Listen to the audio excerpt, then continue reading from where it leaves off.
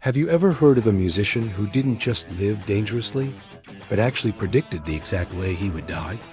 This chilling story belongs to Ron "Pigpen" McKernan, the original keyboardist and founding member of the Grateful Dead. From the start, Pigpen was different from his bandmates. While the rest of the group embraced psychedelic drugs, Pigpen stuck to whiskey and beer.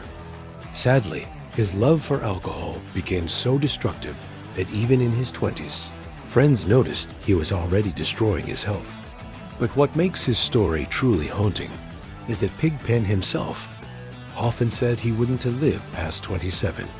He joked about it, wrote it in letters, and told people close to him that he somehow knew he wouldn't make it to 30.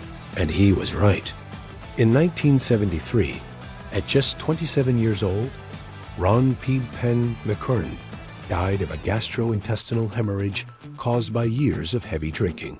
He became one of the very first members of the now infamous 27 Club, the tragic list of legendary musicians who all died at the same age: Jimi Hendrix, Janis Joplin, Jim Morrison, Kurt Cobain, and Amy Winehouse, among others. What is so chilling is that Pigpen didn't just become part of the club by chance. He foresaw it. His own words, his warnings, and his self-destruction made his fate feel almost inevitable. But before we continue, make sure to hit that like button for more videos. Also, stick around until the end to learn how you can be part of our scary story writing team. The early years of the Grateful Dead were marked by the dark cloud of Pigpen as self-destructive behavior. Despite being talented and popular, his excessive drinking and drug use worried those around him. Band members and friends witnessed firsthand how his habits took a toll on his health, knowing that his lifestyle choices could lead to serious consequences. Yet no one expected the shocking revelation that would come during an ordinary rehearsal. It was just another day in the life of the Grateful Dead.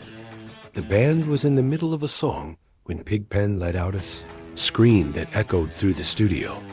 Immediately, Jerry Garcia, the band's lead guitarist, stopped playing and rushed to Pigpen's side. Concerned by his friend's sudden outburst, Jerry asked him if everything was all right. Pigpen looked at him with an eerie calm and simply said, "I just had a vision." Before Jerry could ask any questions, Pigpen continued, "I saw myself die, and it was horrible." Although Pigpen usually joked about his morbid thoughts, the intensity in his eyes convinced Jerry that this time was different. This experience shook the band, and everyone began to worry about Pigpen's well-being. They tried to support him, but his visions seemed to foreshadow a grim reality. In a letter to his girlfriend, Pigpen wrote, "I know I'm going to be dead in 2 years," expressing his belief that his life was on a dangerous path. Despite his friend's concerns and his own premonitions, Pigpen continued to struggle with his inner demons. As his health deteriorated, his obsession with death only grew stronger. It seemed as though he was determined to fulfill the prophecy he had foreseen. Then came the fateful night that changed everything. On March 8, 1973, Pigpen collapsed during a performance. Rushed to the hospital, he was diagnosed with a gastrointestinal hemorrhage, a condition caused by years of heavy drinking. Despite emergency surgery, Pigpen never regained consciousness. At just 27 years old, his life ended, confirming the prophecy he had foretold. The news of his death sent shockwaves through the music industry. Fans and fellow musicians mourned the loss of a true legend who had been taken away too soon. Pigpen's death not only shocked the world of music, but also left an enduring mystery. How could someone predict their own death so accurately?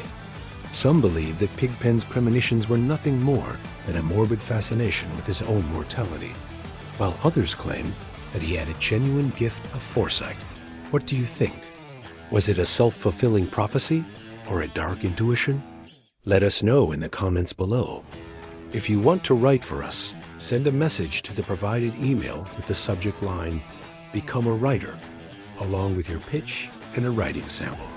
We look forward to reading your stories.